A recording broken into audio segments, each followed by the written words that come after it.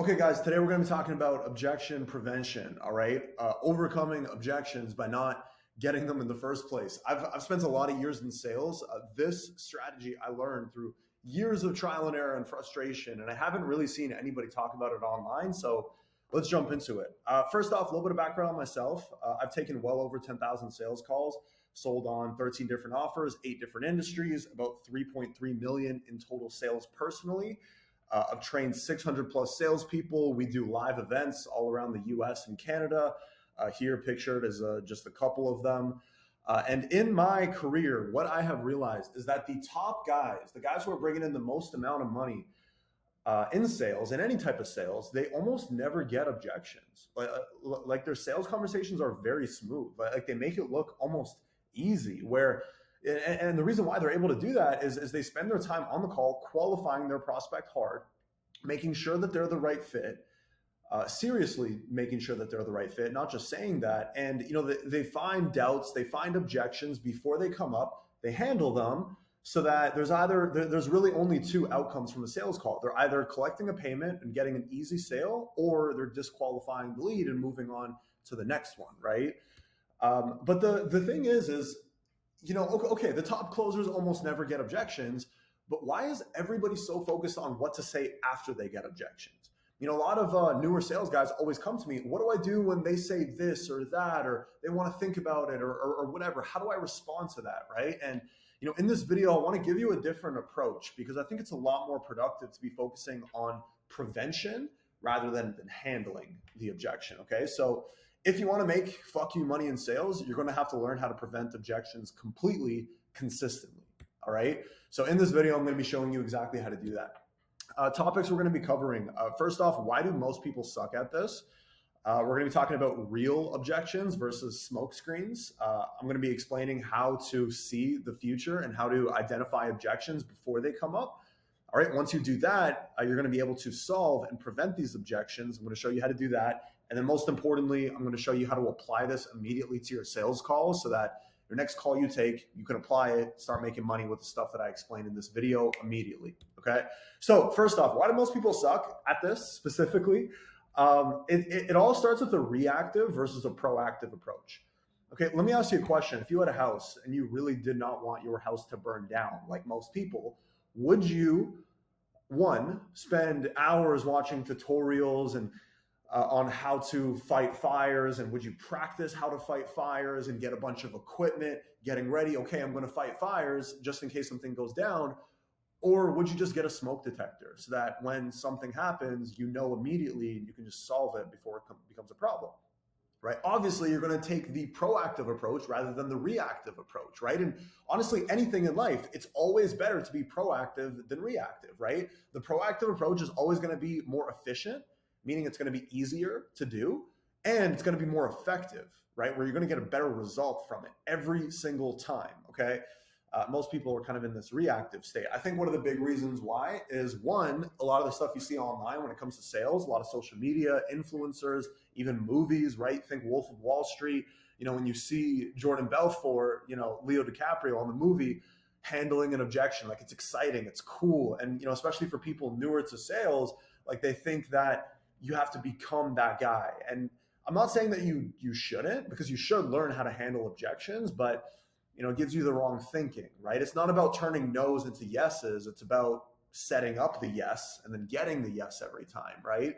And I think it's also partly fear too, right? Where it's like, oh, what do I do when they say they want to think about it or they want to talk to their wife or whatever? Because and this is something I struggled with, and I see a lot of my guys struggle with, where it's like you don't want to get caught not knowing what to say, where you look like an amateur and you feel like an idiot when someone gives you an objection and you have no idea what to do. I think this is why everyone is focused on the reactive, right? But let's get into it. So first off, before we talk about preventing, let's talk about what a real objection actually is really quickly, just so we know what we're solving, right? First things first, the only real objection, when I say real, like actual objection that can be solved, an obstacle that's in front of them that is in their way, right? The only real objection is money. Either they don't have it, they have it, but they're uncomfortable, or they have it, but they don't really see the value in what you're offering, right? Those are all real, authentic objections that you're going to have to handle, right? These are going to be harder to prevent. Every other objection that you get stems from these three things: lack of trust, belief, or urgency, right? Someone tells you, I want to go talk to my wife. It's one of those three things. Someone says, I want to go take calls with a bunch of other companies and see what they got.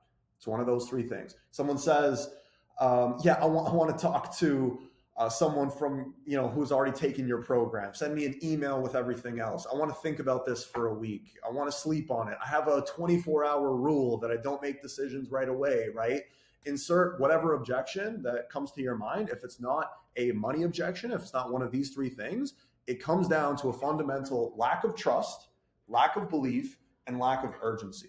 Okay. And identifying these things and handling them is going to be the key to never getting objections ever again. Okay. So let's talk about how do you actually identify them. It all starts with being a high level listener. This is probably the most underrated skill in sales, is being really good at listening to people. This is why I think a lot of, or some introverts do very good in sales. Like me personally, always been pretty introverted, always been more to myself. If I'm in a social situation, I'm good at looking at people, especially strangers, and seeing their intentions. I felt like I always had that ability. I can read between the lines, right? First lesson in sales is what people say is not equal to what they mean, right? Those are two very different things. And this is why you need to be such a good listener, right? So a couple things you can do is, when you want to understand what somebody means, listen to what they're saying, but listen to how they say it, right? If someone says, and we'll talk about this, if someone says, hey, so just out of curiosity, how long have you been working with XYZ company? Right? Or someone says, so how long have you been working with XYZ company? Two very different things. Okay. And we'll talk more about that, right? Analyze tone, analyze facial expression. In your head, your goal is to basically use the information your prospect is giving you and just come up with a complete mental image of your prospect situation, right? Everything that they have going on, right? Not just what they're saying, but think about what they're saying and put the pieces together and think about their intentions behind the decisions that they've made in the past. Ask about those intentions, right? Dig deeper, be curious. Another thing with being a really good listener is being 100% present on the sales call, right? Not looking at your laptop, not freaking scrolling Instagram, not doing anything, just literally being, 100% with your prospect, right? Being there, being present. I think that's easier said than done. But if you can develop that, you're going to be a great listener. Okay. And the thing is like, as you listen and as you spend more time on phones and working with prospects, you're going to recognize common patterns, right? You're going to see the same things over and over and over again, where it's going to be so much easier for you to identify objections. Like a lot of the times, like I'll have a sales rep send me a sales call and they're like, hey, I think I struggled with my objection handling here. What do you think I could have improved on? I'm like, okay, let me listen to the call.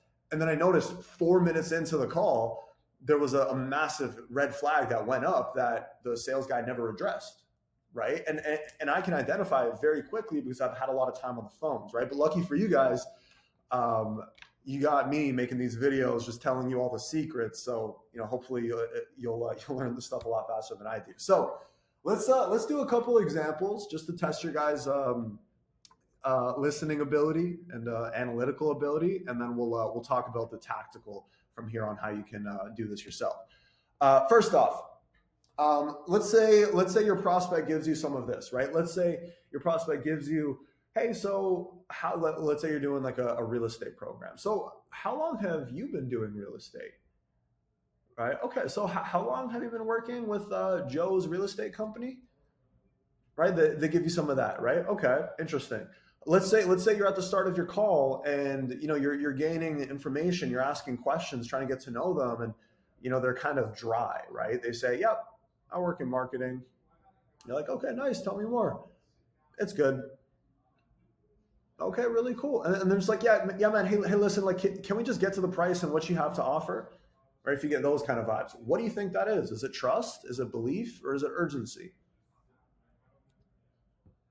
Lack of trust, right? They don't trust you. That's why they're testing you. That's why they're asking you these questions, right? That's why they're dry with you. A lot of prospects are dry with salespeople because they start out their calls with a just a super scripted intro, people can tell that they're full of shit, and then instantly their wall goes up. They have zero trust. They don't give you the information that you need to close a sale. And, they just try to move the call along because they're like, I don't even want to talk to this person. I just want to hear what he has to offer, right? It's a lack of trust. Okay, cool. Once you see this on your calls, great. Now we can talk about actually handling it, right? Let's do another example. Prospect says, yeah, like I've been looking into real estate for the past 10 years, but I haven't taken any action at all yet. Okay. Prospect says, yeah, this seems interesting. I just want to see if this will work for me. Okay. You ask your prospect, hey, so like, what are your goals with all this? What do you actually want to accomplish? And what they tell you is, yeah, I don't really know. I'm not super clear on my goals. I kind of want to just like start slow and, see where it goes from there. What do you think it is? Trust, belief, or urgency? It's going to be belief, right? Because they have a low belief. They haven't taken action in 10 years. Okay. They use language like, I want to see if this works for me, right? They don't have enough belief to even set a clear goal. So, they do this wishy-washy stuff to justify for it, right? Last example, prospect says, yeah, my goal, making $100,000 a month, it'd be pretty cool. Yeah, I'd enjoy it, right? To give you something surface level like that. Okay, prospect says, yeah, where I'm at right now, I'm pretty happy, pretty satisfied, but it'd be nice to have a little bit more. I've been researching for a few weeks, checking different things out. Haven't really tried anything, right? With that more casual tone. What this tells you is that there's a lack of urgency. Why is my slides not working? There we go. It's a lack of urgency, right? They have this casual tone about them, right? They don't really have a clear set goal that's important to them, or at least they haven't really told you what it is, right? They don't really have a clear pain point that they've revealed yet, right? And until that gets into the mix, there's going to be no urgency on the call, right? So in order to prevent objections, you need to know exactly what to listen for, okay? And once you identify these objections, like once you know what to listen for and you see it, you see the lack of trust, you see the lack of belief, you see the lack of urgency, now you can solve it before you get to the price. And the thing is like whatever solving that you do, it's probably going to be 10 times less confrontational. Your prospect is going to be so much more open to hearing a different perspective before the price is dropped because their guard isn't up yet. There's no money on the line, right? And it's honestly, you're adding value by doing that, right? You're helping them. If someone has a lack of belief and you walk them through a thought process that maybe they haven't thought of before, they're going to be like, holy shit, wow, I'm believing in myself a little bit more. And this freaking superstar on the call, like this guy's actually helping me. Like he's actually reshaping my beliefs. This guy is awesome. I want to work with him, right?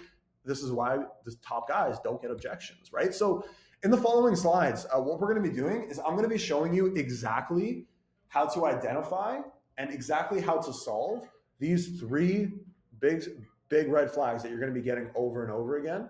I'm going to be getting very tactical with this, okay? So I'm going to be going over like the very specific things that you're going to see over and over so that you're able to pick these things out and you're able to solve them quickly. And honestly, don't overthink this stuff. This stuff is very simple, very easy. Get your pen and paper out. And let's jump into it. First of all, how to see the future. Let's get into it. The trust objection. How do you identify the trust objection? Then we're going to be getting into how to solve it in a second here. How many times the objection that you're going to hear at the end of the call when there's no trust, it's going to be, yeah, can you just like send me over an email with a bunch of your testimonials and everything that you have to offer? Because they don't trust what you're saying. They're trying to find another source of information. They trust an email more than they trust you. How crazy is that, right? Another trust objection. Maybe it's like, hey, like, how do I know that I'm going to be able to see results with this? How do I know that this is going to work for me, right? And they're kind of pointing the finger at you and assuming that, oh, is your program good enough for me to even see results with it, right? It's a trust thing. They don't trust you, right? Maybe at the end of the call, you get some complete bullshit where it's like, oh yeah, I just don't have my wallet on me. Yeah, I just got to go grab it. Oh, no problem. We have your card on file. We can just take care of that. Oh, no. That's actually the wrong card. I don't want to use that card, right? You get some crap like that. These are all examples of trust objection. You can't solve a trust objection after you've pitched the price. You have to do this before you've pitched the price. So like we spoke about a little bit earlier, The biggest indicators that you have a trust problem early in the sales conversation is going to be dry responses or defensive behavior. Okay, so if your prospect is like barely giving you anything, right, and you feel like you have to dig and dig and dig, and like you feel like you're trying super hard because they can't give you anything, there's a trust problem there, right? People show up on calls to solve a problem. It's like you're the doctor. They're walking into your office looking for a solution. If they're not giving you any information to help themselves, it means that they don't trust your expertise in actually helping them, right? Questions indicating skepticism, right? How long have you been doing this?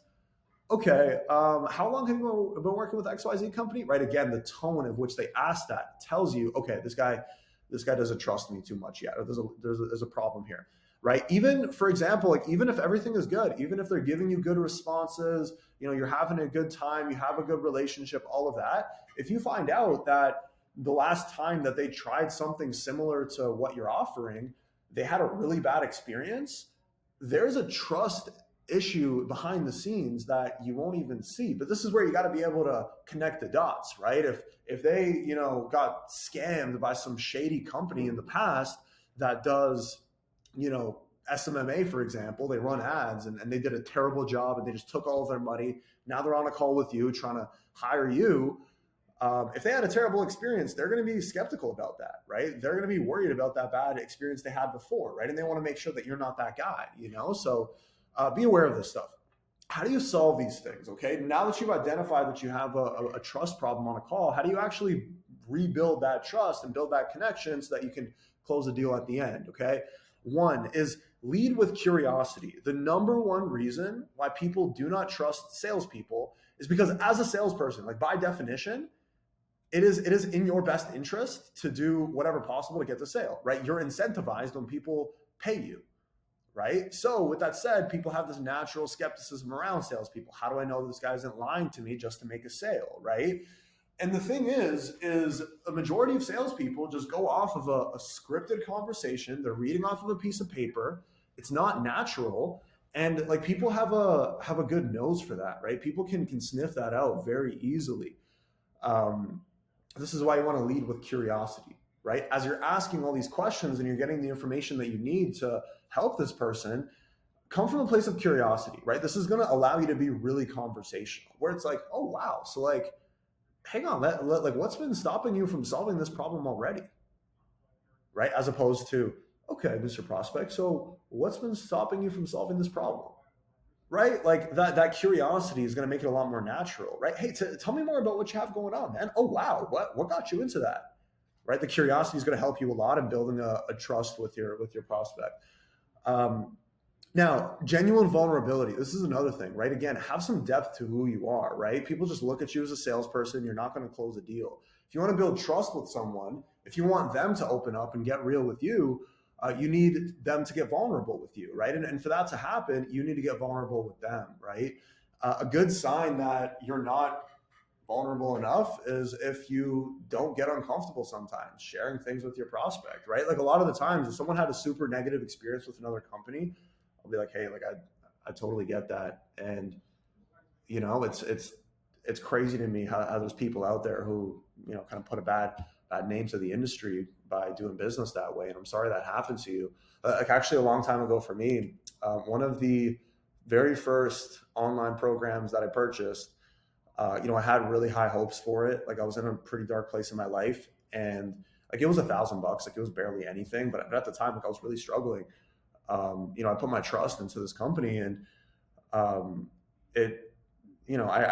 didn't get what I was expecting at all. And, it was hard. Like I felt like an idiot. I felt like a fool for making that mistake. I felt played and it stopped me from really doing anything for a long time, right? Like something like that, where you're introducing vulnerability, where you're getting real with someone, right? That's where trust comes from, right? When you think about the people that you trust the absolute most in your life, it's the people who you would share your deepest shit with, right? It's the people who you can lean on, like when you're going through some tough shit, right? And you feel comfortable opening up to them, right? Those are the people that you have the highest trust with, right? Not the super charismatic people, not the people who make you laugh, but it's the people that you can really open up to, right? Next is going to be mission over commission, right? So if you're noticing that on your calls, nobody trusts you and you're getting a lot of objections like that, it probably means that you're obsessed with the commission that you're making and you're not putting your prospect first, right? You're putting the money first, and people can sniff that out, right? You really want to, come from a standpoint of, hey, like I'm trying to change the world with what I'm selling, right? I'm trying to help people. Every single call that you take, you need to be coming on with, hey, I want to give this person a piece of value, give them something that they'll be better off than before they hopped on this call, right? And if you can lead with that and just forget about the sale, you're going to make a lot more sales in the first place, okay? So if you're struggling with trust, these are the 3 changes that you're going to make. These are the 3 changes that you're going to implement. And I guarantee you, if you nail all 3 of these, you won't have any trust problems. Now, how do you see belief? All right, let's get into this. How do you recognize a lack of belief in your prospect before you even get to the pitch? All right.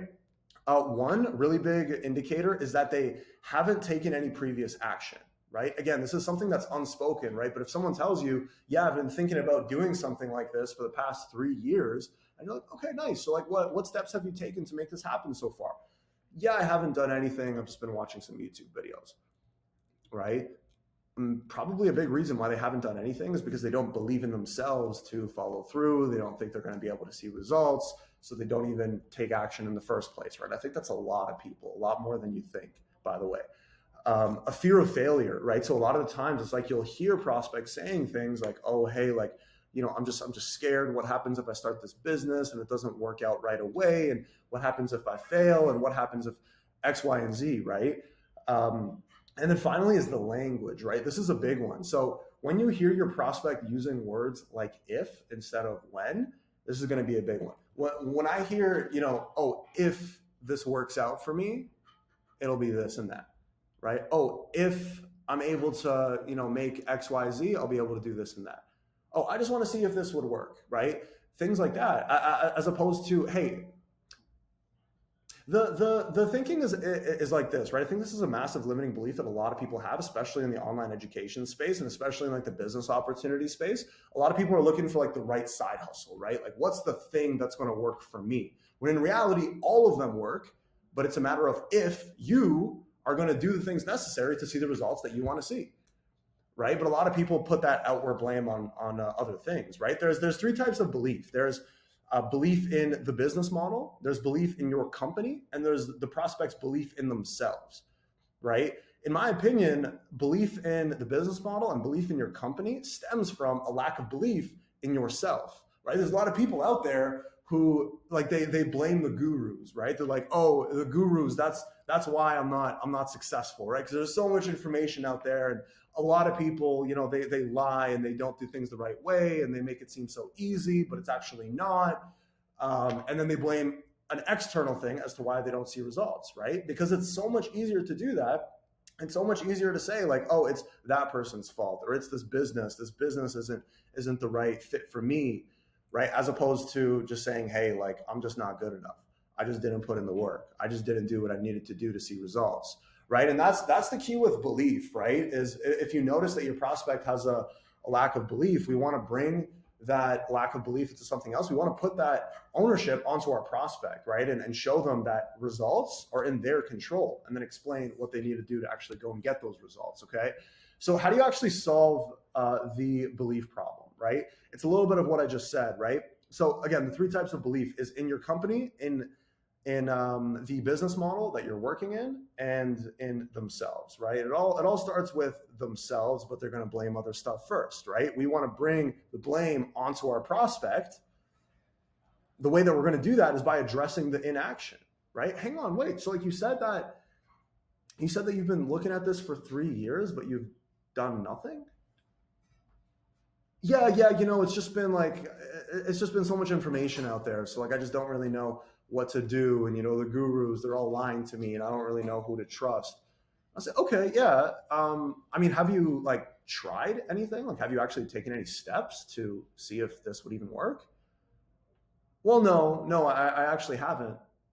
Okay. And like, was there anything stopping you from loading up Shopify and starting your first online business? Right? The questions that I'm asking, again, I'm coming from a place of curiosity, but like really I'm taking that that ownership and I'm putting it on my prospect, right? And I'm getting them to think, hey, yeah, you know what? I could have done something about this, but I'm actually just really afraid of failure, right? I'm just scared of this not working out. Okay. And like, what are you scared of? Like, what's the worst that would happen? Right. And a lot of the times, guys, it's crazy how this works. But when people have a lack of belief, just by asking them questions, just to explain their lack of belief, right? Like as you just ask them questions and get them to explain it to you, they realize that it's bullshit. And people realize that it's holding them back. Right. And then a lot of the times they'll just solve it themselves. Yeah, but like I know it's, honestly, like I could have done something before, but I didn't. And like I know that to see big results in my life, I have to take massive action. And it's just on me. Like I need to do something about this now, right? That's really what you want to get to. And all you got to do, it's super simple. Just ask them questions, have them explain their lack of belief, right? And then finally, you can provide a lot of clarity, right? So like if someone's like, yeah, I'm scared of failure, but you know what? I'm ready to do something about it. I'll be like, yeah. And like, you know what? Like, I think the fear of failure just comes from not really knowing what you're doing, right? Like if I gave you a proven roadmap of strategies that other people who were successful used, and you could literally replicate step by step exactly what other business owners who are winning, or if you could replicate exactly step by step what they did, like, do you think you'd feel a little bit more confident with this? For sure. Hey, if I can give you a roadmap and tell you exactly what to do, how to do it, and just take the guessing completely out of the equation, you think that would help? Yeah, 100% it would, right? And you could even break down, the whatever it is that you're selling. You can explain some of the concepts. You can kind of add some value and share some information there if you want. But a lot of the times, guys, it's that simple, right? People want to make a change. I think this belief thing, sometimes people overthink it and they think you have to be like a motivational fucking speaker. All you got to do, ask them questions, have them explain their lack of belief to you. They're going to realize that it's bullshit, that it's holding them back. And if they are someone who wants to improve their life, then they're going to overcome it pretty quickly. Okay. Now, urgency. All right. Let's get into urgency. First of all, what is urgency? Okay. There's pressure and then there's urgency. A lot of people call, if you say like, oh, there's you have to buy now, otherwise the price is going to go up. A lot of people think that's urgency. That's pressure. Okay. Pressure is external. Okay. When you tell someone, oh, you have to buy now, otherwise you're not a good fit, right? Oh, you have to, buy now, otherwise the price is going to go up, right? Like shit like that, right? Like that's rookie stuff, amateur stuff. Don't be doing any of that. Urgency it's an internal force, right? So it's the unconscious speaking to you saying, yo, you got to take action like right now. Like there's no time to wait. You need to solve this problem immediately, right? So how do you actually get to this? Actually, sorry, we're getting into indicators. All right, first of all, how do you identify this? A casual tone, right? So if your prospect is on the call, they're like, yeah, just got this going on, that going on, this and that, nothing serious. Yeah, like I'm okay. It'd be nice to have more. Oh, hitting that goal would be pretty cool. Yeah, I guess I'd have like financial freedom. It'd be pretty nice, right? Stuff like that. Urgency. There's no urgency there, right? Recognize that. I struggled with that for a long time. Lack of pain acknowledgement, right? So if someone is just like I just mentioned, right? They're breaking down their situation, but they don't really get to their problem, right? Like this is an example of this is what I train my team on is a slow paced buyer, right? Where they don't really acknowledge their pain. They don't acknowledge their problem. They showed up for the call because they have a problem, but maybe they don't really know what their problem is. Maybe they haven't really internalized it yet. And they're not being open about it, right? If you don't have a problem, you can't close anybody, right? If you can't solve a problem, there's no deal that can go down here, right? And also inaction as well, right? So inaction could be a lack of belief, or it could just be a lack of urgency, right? So with this type of prospect, once we get them out of that casual state and we get them to their problem, right? Where we show it to them, right? We put a mirror in their face and say, hey, yo, this is your problem. Like, is this something that you're okay with? And they're like, no, I'm not okay with that at all. I need to do something about this, right? Once we get there, okay, great. Now it's like, I'll be like, hey, hang on. So like you said, you've been thinking about doing something about this for the past 5 years. I'm just struggling to understand here. Like what has been stopping you from doing something about it, right? I'm going to address the inaction. So identify the casual tone, right? Get your prospect to sit on their pain. Right. So if someone says, hey, yeah, it's just, my business right now, like it's kind of inconsistent, it's kind of up and down. So I'm just looking for some different things, right? They're casual. We want them to sit on their pain, right? Hang on, it's inconsistent. Like, what do you mean by that? Yeah, yeah. Like some months are really good, some months are really bad, but overall it's okay. Okay, hang on. I mean, like, would if it's inconsistent, like, how is it okay? Like, would you say that an inconsistent business is a good thing? Yeah, of course not. So I mean, how is that on you? Like when you have payroll and you got expenses and bills and you have all this responsibility. Like how has it affected you that your business is so up and down every month? Right? Get my prospect to sit on their pain. Right? If I'm speaking with someone who's you know freaking 300 pounds, right? I'll be like, man, like I mean, how does it make you feel that like you could never take your shirt off at a beach? How does it make you feel, man, that when people look at you, it's like instantly they see the fact that you're not disciplined? What opportunities do you think you're missing out on because of that? Right? Like I'm going to ask my prospect questions to get them to sit on their pain, to feel their pain. All right, this is going to get them from casual to like, yo, I need to do something. This is my problem and I need to solve it. Um, and then finally, consequences, right? So something that I'll do a lot of the time is I'll be like, hey, so like, let me ask you, man, like what happens if you just like kind of stay where you're at? Like, what's so bad about that? What happens if nothing changes? Is that such a bad thing? Right? Then my prospect is going to explain why that's the worst possible thing and why that's not an option whatsoever. Right? Consequential based questions. That's one of the steps in my 10-step framework. I'll link a training down below that goes over that 10-step framework. We have a framework built like literally step by step to increase urgency in our prospects. So I'll just give that to you guys for free. Now, how do you implement this today? All right. This is what you guys are going to do. I'm going to tag this as well in the description. How do you implement this today? A lot of people go through their sales day and there's no thought to it, right? They just take call by call. Oh, that call didn't go good. Hopefully the next one is better, right? They do this day by day. Oh, that was a bad day. That was a bad week. That was a bad year. Hopefully next year is better. Or you can get intentful with every single call that you take and make key adjustments so that you can hone in on the deals you're missing, make an adjustment so that the next time you get that type of prospect, you don't lose the sale. Right. So that's exactly what this template is going to allow you to do. Right. So you're going to start out your day, goal, amount of calls, couple notes on the day. You're going to write down every single prospect that you speak to right here.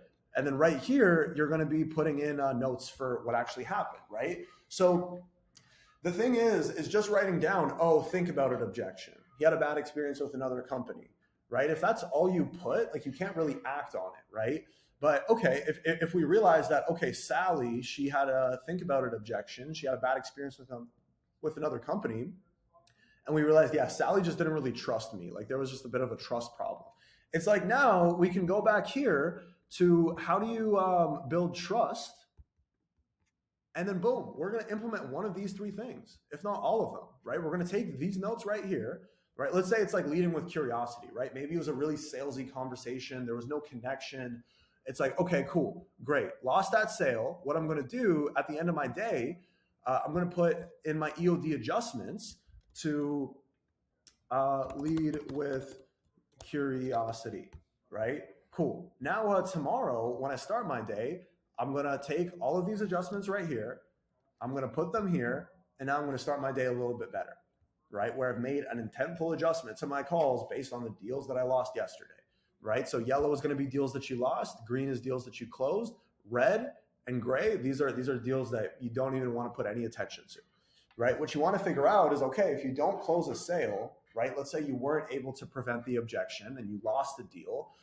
Now, when you look back on your call, it's like, damn, I could have raised belief earlier, right? Okay, cool. How do I raise belief? Right? Get in here, and it's confronting the belief. Right, and addressing the fact that there's inaction, right? Okay, cool. The next time I run into that, I'm going to put that down here for my notes for the day so that I can solve it the next time I get it. Okay, guys, use this framework, use these strategies that I've given you today. And if you found this valuable, let me know. I like this style of content a lot more. Just with the slideshows, the raw tactical sales stuff, like where I can just give you guys, hey, like implement this tomorrow and you'll make more money, right? Like I feel like this is the stuff that I would find really valuable. But let me know if you like it. Let me know your biggest takeaways down below.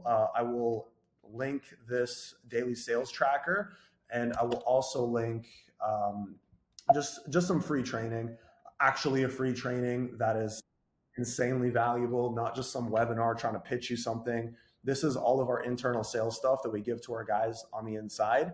It's going to take you through the 10-step framework. It's going to take you through every single thing that I've taught my sales guys over the past few years. But on that note, guys, have an amazing rest of your day. I'll see you on the next one.